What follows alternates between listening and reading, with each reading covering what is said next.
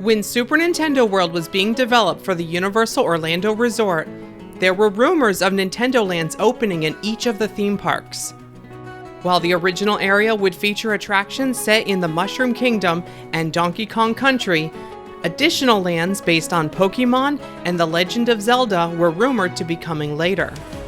Let's talk about a possible ride concept that may have been created specifically for a Zelda ride in today's news update. Universal's original Blue Sky pitch for what a Nintendo-based theme park land could be included a wider variety of properties than the final plans that they went with for Super Nintendo World. Designed to fit into the Kids Zone area of Universal Studios Florida, the original concept presented to Nintendo before they even secured the theme park rights featured a large indoor Mario Kart attraction, an outdoor coaster based on Donkey Kong, play areas and kiddie rides based on properties like Kirby, a Pokemon training academy, and a Legend of Zelda area with a Hyrule Castle stage show. It's believed that this stage show would have utilized a patent for a moving puzzle theater. This strange concept would have a show start with what appears to be ordinary stationary theater seating. But throughout the show, each of the sections of seating would be able to move independently, maneuvering above the ground and even passing above or below other seating sections. The main focus for the show would take place in a stationary center of the theater, with the seating arrangements changing depending on the needs of each particular scene, combining the excitement of a ride with a theatrical performance. While a deal between Universal and Nintendo was ultimately reached, the final plans for the first Super Nintendo World land will be reduced down to only attractions themed to the Mushroom Kingdom and Mario Kart, with a Phase 2 expansion planned involving Donkey Kong. Attractions for other franchises could possibly be utilized as further expansions or even separate lands in the future. For now at least, they were going to focus on Mario and his friends.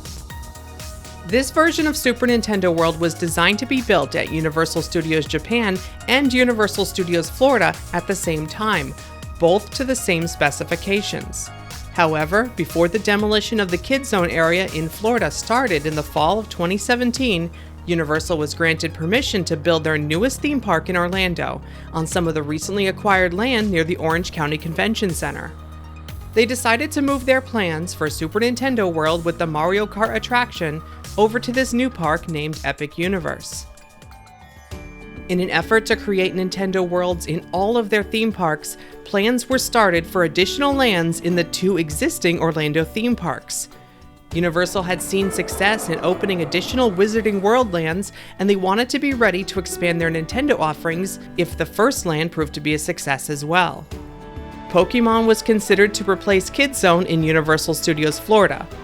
Several concepts were rumored to be developed, including a Pokemon Snap Omnimover ride and a Mack inverted-powered family coaster ride. The other concept being discussed was a Legend of Zelda land that would replace Lost Continent in Islands of Adventure. Lost Continent had already lost half of its original land to the Wizarding World of Harry Potter Hogsmeade and the Hogwarts Express train station. This redo of the rest of the Lost Continent would likely retain some existing structures, like bathrooms and back-of-house support. Most notably, though, the Mythos restaurant would probably remain, although rethemed. The new land may even have repurposed some elements of Sinbad's Market. Both of the older attractions of Lost Continent would be removed to create an all-new boat ride based on the Legend of Zelda video games. This would include the now unused theater that previously held the 8th Voyage of Sinbad stunt show, and the Poseidon's Fury walkthrough attraction, which is currently temporarily closed due to the pandemic. While concept art for this proposed Zelda ride has yet to surface, we do have a patent for the new ride technology that this attraction was supposedly going to employ. Named Hybrid Ride Vehicle Systems and Methods, this unique attraction would start out as a regular boat ride, with our boat free-floating down the ride path, similar to the many boat rides found at Walt Disney World like Pirates of the Caribbean or It's a Small World. But then, about halfway through the ride, our boat would be picked up by a track system above our heads, offering us a flying adventure over Hyrule Kingdom for the rest of the ride. Illustrations for the patent include a diagram of what appears to be a boat about to go over a waterfall before being scooped up by the overhead ride system at the last moment. While this is only for illustrative purposes, the diagrams do paint a picture for what this Legend of Zelda ride could have been like. An image of a possible ride layout is also included in the documentation, showing how this free-floating boat ride becomes a soaring suspended dark ride halfway through, and then returns to the water before reaching unload. The patent explains how the load area could utilize a conveyor system, where the boat is moving at a consistent speed. The boat would then be pushed into the free-flowing water, which the patent makes very clear the user would know that they're not tethered to a track system, but are indeed at the mercy of the water's flow. At the end of the water portion, a bogie traveling above the boat would couple with the ride vehicle, locking it in place. The bogie and the track it travels on could pitch, yaw, and roll the ride vehicle as it moves along, creating another level of excitement for the aerial portion of the ride. After dropping the boat off back in the water before unload, the bogie would continue on its track to pick up the next one. As is common with patents, especially from Universal, alternative uses of this technology are also included. The method shown here is for transforming a ride vehicle that runs along the ground into a suspended ride vehicle partway through a ride, essentially causing a car you're riding in to become a flying car, despite guests not seeing any suspended ride system elements prior to boarding. A similar concept has been rumored for a possible dark ride at another yet-to-be-built Wizarding World land being developed for Epic Universe. Regardless of the methods involved, the patent explains that ride systems in theme parks offer little surprise, as we have come to expect a certain type of experience from each system.